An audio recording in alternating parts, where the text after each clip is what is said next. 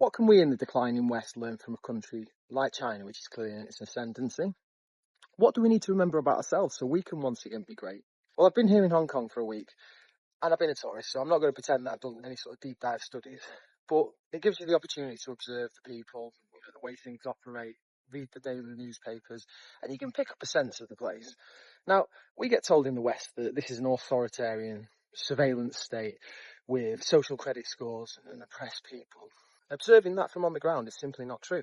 I'm seeing lots and lots of people, and they're not all just like scuttling off to work. They've got a lot of leisure time. They're all in Western clothes. They seem very happy. They're all doing the daily exercise, just getting on with daily life, enjoying themselves.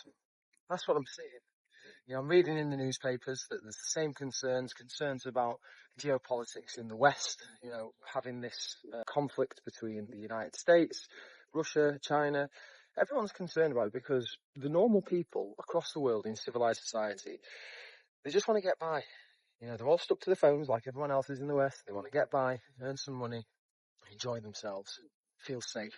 And the point I said about civilized society is something that's really pertinent to us in Europe now and the West. Because what you also notice here is that, there's no antisocial behaviour.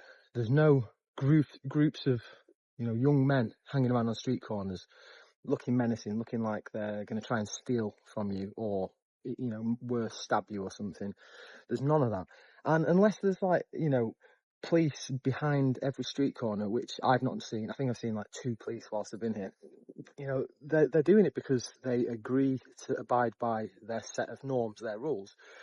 And a key thing for this is that we in the West have tried to import, some of the less uncivilized parts of the world to us. And obviously that's going to have a knock-on effect. Whereas we've always been a civilized nation based upon rules and order, the primacy of the police, authority.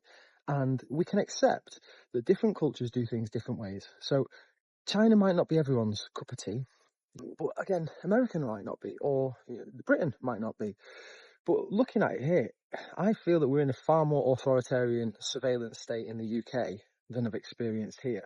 And I think it's because you've got to have a core belief system, a core set of values, which the people will come behind. And also, you need to have shared history, shared story, shared language, even shared appearance to an extent. But what you don't find here is everyone trying to break out from the rules. It's just they accept that the rules are there, they follow them, everyone stays in line, and you know what, they just get on with the day. Whereas for ourselves, we've become so draconian, we've imported mass numbers of uncivilized